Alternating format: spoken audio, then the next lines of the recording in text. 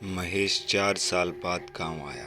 थकान की वजह से माता पिता से मिलकर महेश खाना खाकर सीधा सोने चला गया। अगले दिन सुबह महेश की आंख खुली घर के बाहर खेलते बच्चों की आवाज़ से। महेश उठा, तब तक उसके माता पिता भी खेतों में काम करने जा चुके थे। महेश उठकर आंख मसलता हुआ बाहर आया और बाहर आते ही इतने सारे खेलते बच्चों के बीच महेश की नज़र सीधा पड़ी थोड़ी दूर एक पेड़ के नीचे बैठे बच्चे पर। देखने में बच्चा 10-12 साल का लग रहा था और गौरतलब बात यह थी कि महेश तो उस बच्चे को एकटक देख ही रहा था, बल्कि वो बच्चा भी महेश को ही देख रहा था। सारे बच्चे खेल रहे थे तो वो अकेला बच्चा गुमसुम सा क्यों बैठा था, यही पूछने के लिए महेश उस बच्चे की तरफ बढ़ा। बच्चों के खेल को जैसे ही महेश ने चीरा, वैसे ही वो बच्चा ऐसे खड़ा हुआ जैसे उसे महेश का कुछ डर हो। मुड़कर पीछे देखता देखता वो बच्चा महेश से उल्टी दिशा में चलने लगा। महेश भी उसके पीछे पीछे चल पड़ा, लेकिन महेश चाहे जितनी भी कोशिश कर ली, लेकिन एक समान दूरी पर उस बच्चे से दूर ही था। लेकिन मानो महेश के सर पर कोई धुन सवार हो, वो बिना इधर उधर देखे बच्चे का पीछा किए जा रहा था। चलते चलते वो बच्चा झाड़ियों में जाने से महेश की नज़रों से ओझल हुआ और तभी महेश की वो धुन टूटी और महेश ने पाया कि वो कब्रिस्तान में खड़ा है। महेश ने भी सोचा कि वो इतनी दूर उस बच्चे के पीछे आखिर क्यों आया, क्योंकि शमशान महेश के घर से काफ़ी दूर था। खैर, महेश वापस अपने घर पर आ गया। नहा धोकर नाश्ता वास्ता करके फिर से घर से बाहर निकला। तब तक वहाँ खेल रहे बच्चे जा चुके थे, लेकिन वो बच्चा अभी भी उसी पेड़ के नीचे बैठा महेश को दिखाई दिया। महेश धीरे धीरे उस बच्चे की तरफ चला और वो बच्चा खड़ा होकर महेश की तरफ चला। दोनों एक दूसरे तक पहुँचे और पहुँचते ही महेश ने उस बच्चे से कहा कि कौन हो तुम, लेकिन उस बच्चे ने कोई जवाब नहीं दिया। महेश ने उस बच्चे से पूछा कि उसका घर कहाँ है, तो उस बच्चे ने जो कहा वो सुनकर महेश का कलेजा पसीज गया, क्योंकि उस बच्चे ने कहा कि उसका कोई घर नहीं है और वो अनाथ है। महेश ने उससे पूछा, क्या तुम्हें भूख लगी है? बच्चे ने हाँ में गर्दन हिलाई। महेश उसे घर लेकर आया और उसे कुर्सी पर बैठाकर उसके लिए कुछ चावल लेकर आया। बच्चे ने चावल ऐसे खाए मानो वो कई दिनों से भूखा हो। चावल खाते ही बच्चा कुर्सी से उठकर दरवाज़ा खोलकर बाहर भाग गया। इस बार महेश ने उस बच्चे का पीछा नहीं किया। खैर, दिन बीता। रात को खाना खाकर महेश अपने कमरे में सोया हुआ था। खुली खिड़की से चांद की रोशनी महेश के चेहरे पर गिर रही थी। सोते सोते ही महेश को महसूस हुआ कि चांद की रोशनी और उसके बीच कुछ आया, जिसकी परछाई महेश के चेहरे पर गिरने लगी। कभी महेश के चेहरे पर चांद की रोशनी तो कभी परछाई गिर रही थी। तंग आकर महेश खड़ा हुआ तो खिड़की पर जो देखा वो देखकर एक सनसनाहट महेश के पूरे शरीर में दौड़ गई, क्योंकि खिड़की पर महेश की नज़रों के सामने वही बच्चा मुस्कुराता हुआ खड़ा था। महेश ने डरते हुए उस बच्चे से पूछा, इस वक्त क्यों आए हो तुम यहाँ पर? उस बच्चे ने एक अजीब सी डरावनी आवाज़ में कहा, भूख लगी है, खाना चाहिए। उसकी ऐसी असामान्य आवाज़ सुनकर महेश काफ़ी डर चुका था। महेश ने खड़े होकर तुरंत खिड़की बंद की। वो बच्चा भी खिड़की बंद करते ही वहाँ से चला गया। वैसे महेश भूत या भूतों की कहानियों पर बिल्कुल यकीन नहीं करता था, लेकिन शायद उस बच्चे की आवाज़ उसकी सोच बदलने के लिए काफ़ी थी। सोच में डूबा महेश अपने बिस्तर पर लेटा रहा और एक बार फिर महेश नींद में समा गया। लेकिन एक बार फिर उसके सीने पर कुछ गिरने से आँख खुली। आँख खुलते ही महेश ने देखा कि वो एक गड्ढे में लेटा था और उसकी गर्दन से ऊपर का हिस्सा छोड़कर उसका पूरा शरीर मिट्टी से ढका हुआ था और गड्ढे में ऊपर से वही बच्चा मिट्टी डाल रहा था और उसकी वो भयानक आवाज़, मुझे खाना नहीं दिया, मार डालूंगा, मार डालूंगा। महेश अपनी पूरी ताकत लगाने के बावजूद हिल भी नहीं पा रहा था। धीरे धीरे उसका दम घुटने लगा था। मिट्टी से उसका चेहरा ढका और तभी महेश हाँफता हुआ नींद से उठा।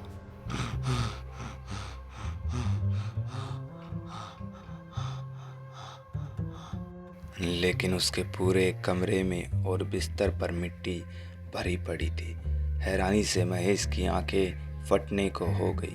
खैर महेश उठा, बाथरूम में जाकर हाथ पैर धोने लगा। पानी लगते ही उसके हाथों पर लगी मिट्टी का रंग लाल हो गया। उस पूरी रात महेश सो नहीं पाया।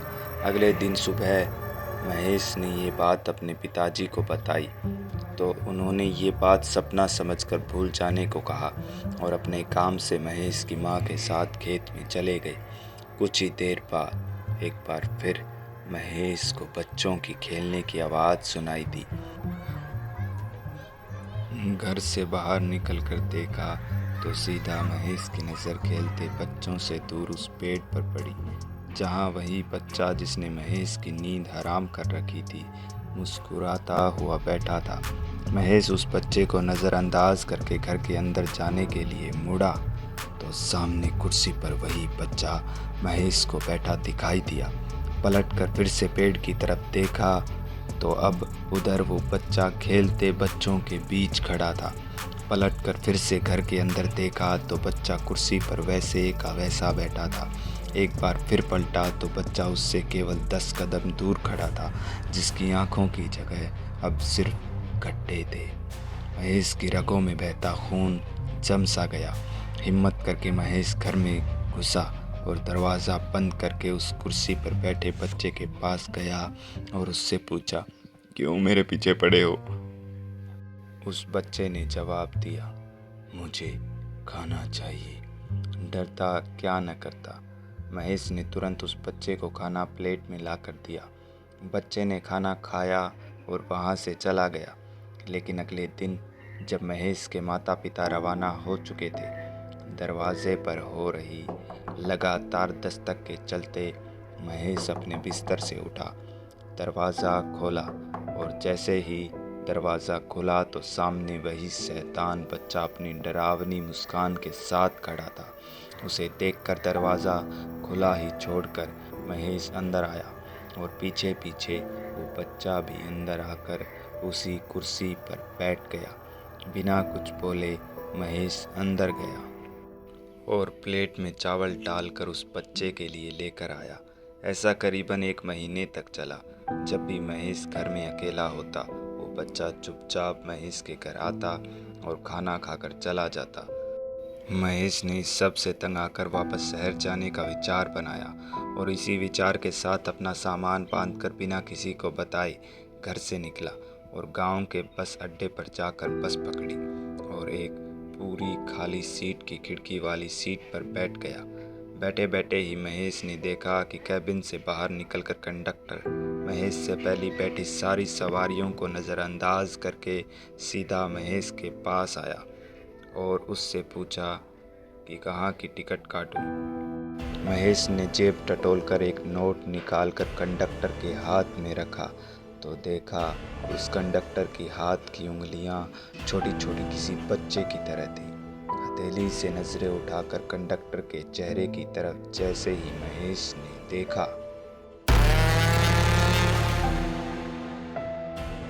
महेश बस में सवार हुआ था शहर जाने के लिए, लेकिन शहर सिर्फ उसकी खुले मुंह और फटी आंखों वाली लाश पहुंची।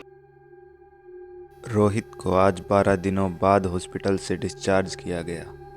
उसने जहर पीकर खुदकुशी करने की कोशिश की थी। ऐसा वो बीते महीने में तीसरी बार कर चुका है। वैसे रोहित की ज़िंदगी बेहद ही खुशहाल थी।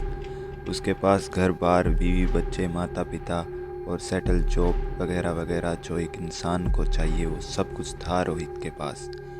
लेकिन किसी को कुछ पता नहीं था कि रोहित को आखिर परेशानी क्या थी जिसकी वजह से वो अपनी ज़िंदगी ख़त्म करने पर तुला हुआ था। हॉस्पिटल से घर आने के बाद भी रोहित गुमसुम रहता है। उसकी बीवी मालिनी ने उससे कई बार पूछा कि उसे आखिर परेशानी क्या है, लेकिन रोहित ने कभी भी किसी को इस बात का जवाब नहीं दिया। खैर रोहित के घर वाले उसे ज़्यादा देर तक अकेला नहीं छोड़ते, लेकिन हॉस्पिटल से आने के बाद तीसरे दिन जब रोहित अपने कमरे में अकेला ही था, रोहित की माँ रोहित के लिए खाना लेकर उसके कमरे की तरफ चले जा रही थी।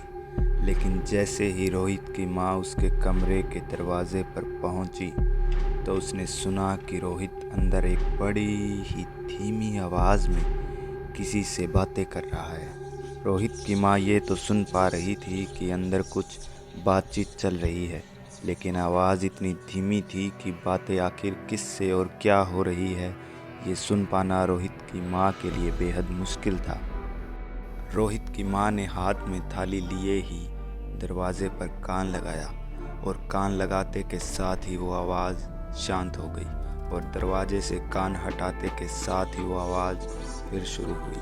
रोहित की माँ ने झट से दोबारा कान लगाया और आवाज़ फिर शांत हुई, लेकिन इस बार कान लगाते ही एक और आवाज़ उसके कान में पड़ी।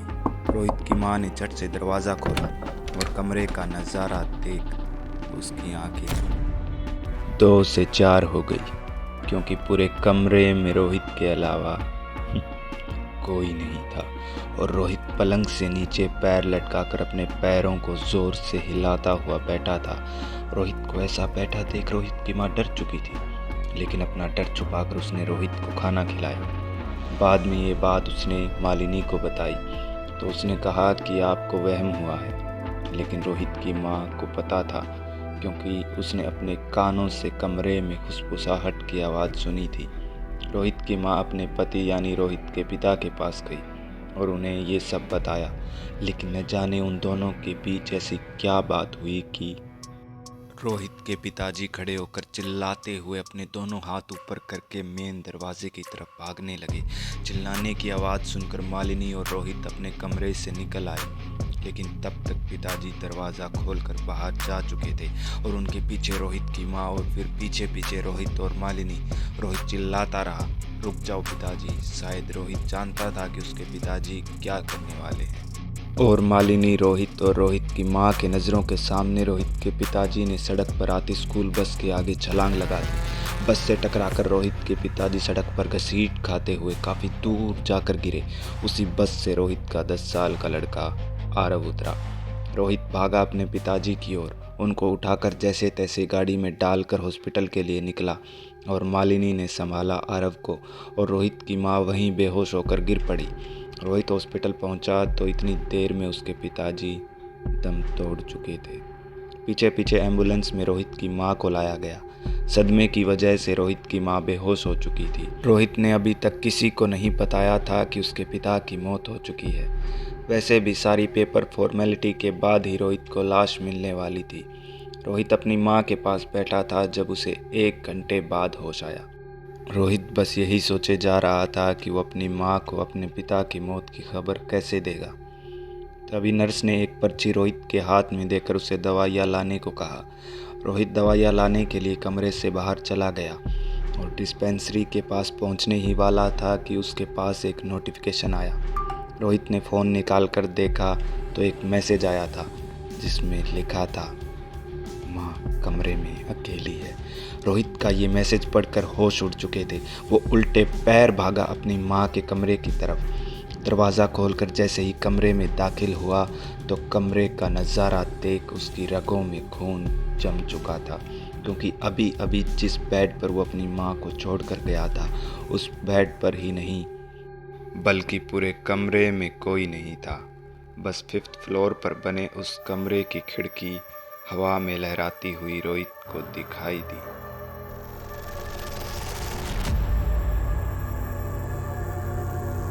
रोहित ने हवा की घूंट भरी और धीरे धीरे डरता हुआ खिड़की पर पहुंचा और झुककर नीचे देखा तो मानो उसके पैरों में से होकर एक बिजली का झटका उसके सर तक आया हो, क्योंकि नीचे रोहित की माँ की लाश पड़ी थी और आसपास लोगों की भीड़ जमा हो चुकी थी। एक ही दिन में रोहित पर दुखों का पहाड़ टूट चुका था। उसे कुछ तो परेशानी पहले ही थी और अब उसके घर में 2 मौतों का मातम छाने वाला था। रोहित अपने माता पिता का दाह संस्कार करके घर पहुंचा और मालिनी को सब बताया। और उसे इस सब के बारे में किसी से भी कोई जिक्र करने के लिए मना किया। मालिनी साफ साफ समझ चुकी थी कि रोहित उससे कुछ छुपा रहा है, लेकिन अभी उसने रोहित से कुछ न पूछना ही ठीक समझा। इस सब को कुछ दिन बीते और एक रात रोहित, मालिनी और आरव सो रहे थे। तभी नींद में रोहित ने वो सुना जो वो कभी सुनना नहीं चाहता था। रोहित घबरा कर एकदम खड़ा हुआ और तभी एक नोटिफिकेशन आया। खोलकर देखा तो एक मैसेज जिसमें लिखा था आरव। रोहित ने पलटकर अपने बेड पर देखा और देखते ही उस पर एक बिजली टूट पड़ी, क्योंकि आरव बेड पर नहीं था। और तभी बेडरूम के दरवाजे पर एक बार फिर दस्तक हुई। रोहित ने खड़े होकर दरवाजे पर बने आई होल से देखा तो दरवाजे के बाहर आरव खड़ा था। रोहित ने झट से दरवाज़ा खोला, लेकिन आरव वहां से मेन दरवाजे की तरफ उल्टा दौड़ा और आरव की बिल्कुल सफ़ेद आंखों ने रोहित की दिल की धड़कनों की रफ्तार बढ़ा दी थी। मेन दरवाजे के पास जाकर आरव रुका और एक भयानक आवाज़ में रोहित से बोला, तुझे बोला था ना, मेरा नाम मत लेना और न ही मेरे बारे में किसी को बताना। अब तू तेरे पूरे परिवार की मौत का नज़ारा देखेगा। रोहित गिड़गिड़ाने लगा, गुड्डू मेरे बेटे को छोड़ दो। तभी आरव 2 कदम रोहित की तरफ बढ़ा और हवा में उड़ते हुए पीछे दरवाजे को तोड़ता हुआ दरवाजे से पार हो गया। रोहित दौड़कर दरवाजे से बाहर पहुंचा तो उसने देखा कि घर के बाहर लॉबी में जानवरों को रोकने के लिए लगाए गए कीलों पर आरव झुका हुआ था और उसकी कमर से वो कीले पार निकले हुए थे। रोहित घुटनों के बल होकर जोर जोर से चीखने लगा, रोने लगा। रोहित को अपने रोने की आवाज़ में एक और सिसकने की आवाज़ सुनाई देने लगी। रोहित ने रोते हुए पीछे मुड़कर देखा तो पीछे मालिनी बड़ी बड़ी आंखों के साथ कांपती हुई सिसके जा रही थी और एक नज़र से आरव की तरफ देखती हुई बोली, ये सब गुड्डू ने रोहित किया। कहता रहा, उसका नाम मत लो मालिनी। लेकिन मालिनी तभी मुड़कर दौड़ पड़ी और बेडरूम में पहुंचकर अंदर से दरवाज़ा बंद कर लिया। रोहित बाहर से दरवाज़ा पीटता रहा और बोलता रहा, मालिनी तुम भी मुझे छोड़कर मत जाओ। रोहित दरवाजे को तोड़ने की कोशिश करता रहा और अंदर से एक घुटन की आवाज़ आती रही। कई बार कोशिश करने के बाद दरवाज़ा टूटा और दरवाज़ा टूटने के साथ ही मालिनी की सांसें भी टूट गई। उसने अपने आप को फांसी लटका रखा था। रोहित की दुनिया ख़त्म हो चुकी थी। जैसा कि गुड्डू ने कहा था, रोहित के भी जीने का अब कोई मतलब नहीं था। उसने एक राइटिंग पैड उठाया और लिखना शुरू किया। मेरा छोटा भाई गुड्डू। जहाँ मैं पढ़ाई में होशियार था, वहीं गुड्डू निकम्मा था। पिताजी और माँ ने हमेशा ही मुझे गुड्डू से ज़्यादा प्यार दिया। उम्र बढ़ने के साथ साथ गुड्डू गलत संगत में पड़ गया और उसे नशे की लत लग गई। पिताजी को पता चलने पर पिताजी ने उसे घर से निकाल दिया। गुस्से में आकर गुड्डू ने मेरे पास एक मैसेज भेजकर खुदकुशी कर ली। वो मैसेज था कि जिस किसी ने भी मेरा नाम लिया या सुना, मैं उसको ख़त्म कर दूंगा। मैंने ये बात अपने एक दोस्त को बताई और 2 घंटे के बाद उसने ट्रेन के नीचे कटकर अपनी जान दे दी। पिताजी, माँ, आरव और मालिनी ने भी उसका नाम लिया या सुना था, इसलिए उनका ये अंजाम हुआ। ये सब मुझसे ही शुरू हुआ था, इसलिए अगला नंबर मेरा है। मैं हूँ सैम। मैंने भी गुड्डू का नाम लिया। वो मेरे पास भी आएगा और आप भी संभल के रहिएगा। आपने भी गुड्डू का नाम सुना है। किसी भी वक्त आपके दरवाजे पर भी दस्तक होने वाली होगी।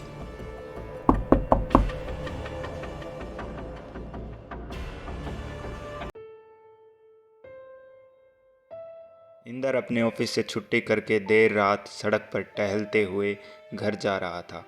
रोड ज़्यादा व्यस्त नहीं था, इक्का दुक्का लोग और स्पीड से जाती हुई गाड़ियाँ। इंदर सिग्नल से थोड़ा ही दूर था जब उसने देखा कि सड़क के उस पार से एक अंधी औरत हाथ में छड़ी लिए रोड क्रॉस करने की कोशिश कर रही थी। इंदर के देखते देखते ही उस औरत के बिल्कुल पास से एक गाड़ी तेज रफ्तार से गुजरी और वो औरत लड़खड़ाती हुई नीचे गिर गई। इंदर दौड़ कर गया उस औरत के पास और संभाला उसे, और उसे संभालते हुए कहा, आपको चोट तो नहीं आई ना? चलिए मैं आपको सड़क पार करवाता हूँ। तो जवाब में उस औरत ने एक पते की बात इंदर से कही। आज तो आप सड़क पार करवा देंगे, लेकिन कल कौन करवाएगा। बिना कुछ कहे इंदर ने उस औरत को सड़क पार करवाई और सड़क पार करवा के इंदर ने उस औरत से कहा, जी क्या मैं आपकी कोई और मदद कर सकता हूँ। तो उस औरत ने एक लिफाफा इंदर के हाथ में थमाते हुए कहा, आप ये लिफाफा इस पर लिखे पते पर पहुँचा दे तो आपकी बड़ी मेहरबानी होगी। इंदर ने वो लिफाफा हाथ में लिया और उस पर लिखा पता देखा तो उसके घर के रास्ते में पड़ने वाली जगह का ही पता था। तो इंदर ने कहा, जी ठीक है, मैं इस पते पर ये एनवलप दे दूंगा। और इतना कहकर इंदर अपने घर के रास्ते चल दिया और वो औरत इंदर की उल्टी दिशा में चल दी। थोड़ी दूर चलते ही इंदर के दिमाग में उस औरत की कही वही बात दिमाग में आई, आज तो आप सड़क पार करवा देंगे, लेकिन कल कौन करवाएगा। इंदर को कुछ तो अजीब लगा। उसने मुड़कर देखा तो वो औरत बिना लाठी के फ़ोन पर बात किए चले जा रही थी। ये सब देखकर इंदर को पूरा शक हुआ कि कुछ तो गड़बड़ है। इंदर उस एनवलप को लेकर सीधा पुलिस स्टेशन गया और पुलिस को एनवलप देकर सीधा अपने घर चला गया। उस एनवलप में क्या था और वो औरत कौन थी, इंदर इस सब बारे में कुछ जान नहीं पाया था। 2 या 3 दिन बाद जब रात को इंदर ऑफिस से घर पहुंचा और दरवाज़ा खोलने के लिए जैसे ही पॉकेट से चाबी निकाली कि तभी अंदर से आती एक आवाज़ ने इंदर को उसकी जगह पर ही रोक दिया।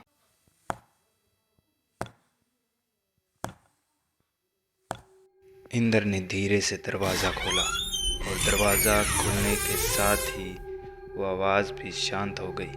इंदर ने अपना पूरा घर छान मारा, लेकिन उसे कहीं भी कोई नहीं दिखा। इंदर ने सोचा ये उसका कोई वहम ही होगा और वो खाना खाकर सो गया। इंदर को सोए हुए कुछ ही देर हुई होगी कि एक बार फिर एक आवाज़ ने इंदर को जगाया। वो पानी उबलने की आवाज़ इंदर को अपने किचन से आ रही थी। इंदर दबे कदमों से डरते हुए किचन में पहुंचा। किचन में पहुंचते ही इंदर ने देखा कि न तो गैस चालू था और न ही पानी गैस पर रखा था। इंदर थोड़ा चिढ़ते हुए ढंग से वापस अपने बिस्तर पर आकर लेट गया और कुछ ही देर में इंदर को दोबारा नींद भी आ गई और सोते सोते इंदर को अपनी छाती पर एक जलन महसूस हुई। धीरे धीरे वो जलन इतनी बढ़ी कि इंदर चिल्लाते हुए उठा। उठकर इंदर ने देखा उसके बिस्तर पर पानी था और उसकी छाती भी पूरी गर्म पानी से भीग चुकी थी और फर्श पर पानी का जग पड़ा था। इंदर अब बुरी तरह घबरा चुका था। उसने तुरंत अपने दोस्त अर्जुन को फ़ोन लगाया। इंदर ने अर्जुन को अपने घर बुलाया और 15 मिनट के अंदर अर्जुन आ भी गया। इंदर ने उसे आज रात उसके घर पर सोने के लिए कहा और दोनों सो गए। लेकिन एक बार फिर इंदर की नींद टूटी। इंदर ने खड़े होकर बाहर से आती उस आवाज़ को सुनने की कोशिश करते करते देखा कि अर्जुन भी उसी आवाज़ को सुनने की कोशिश कर रहा था और इंदर की तरफ देखकर बोला, तुझे कुछ सुनाई दे रहा है। इंदर ने हाँ में गर्दन हिलाई। दोनों उठकर दरवाजे की तरफ दबे कदमों से बढ़ने लगे और जैसे जैसे दोनों दरवाजे की तरफ बढ़ रहे थे वैसे वैसे वो आवाज़ भी उनसे दूर होती जा रही थी।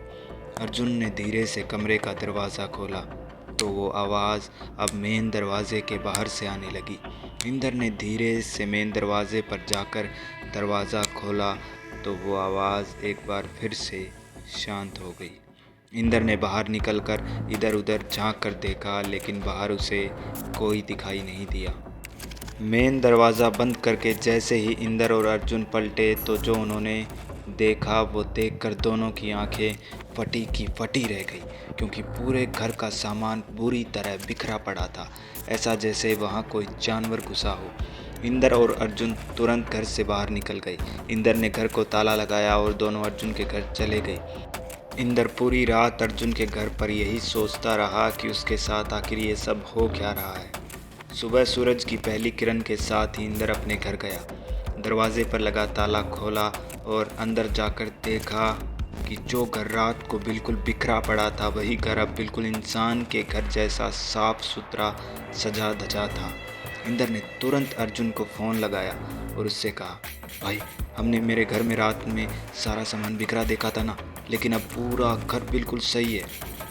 लेकिन सामने से जो जवाब अर्जुन ने दिया, उस जवाब की इंदर को बिल्कुल अपेक्षा नहीं थी। अर्जुन ने कहा, भाई तूने किसको फ़ोन लगाया है? मैं अर्जुन बोल रहा हूँ और मैं 2 दिन से बेंगलोर हूँ। ये सुनकर तो इंदर पर एक बिजली सी टूट पड़ी। इंदर ने अपना माथा पकड़ा और रोने लगा। खैर, इंदर को रोज़ रात को ऐसी आवाज़ें आती रहती है।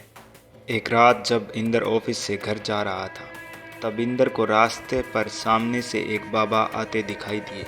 उस बाबा ने इंदर को रोका और उससे कहा, तूने जिसका भला किया वही तुझे परेशान करता है, लेकिन तूने किसी का बुरा किया ही नहीं तो क्यों डरता है? और इंदर उस बाबा की ये बात सुनकर आगे बढ़ चला।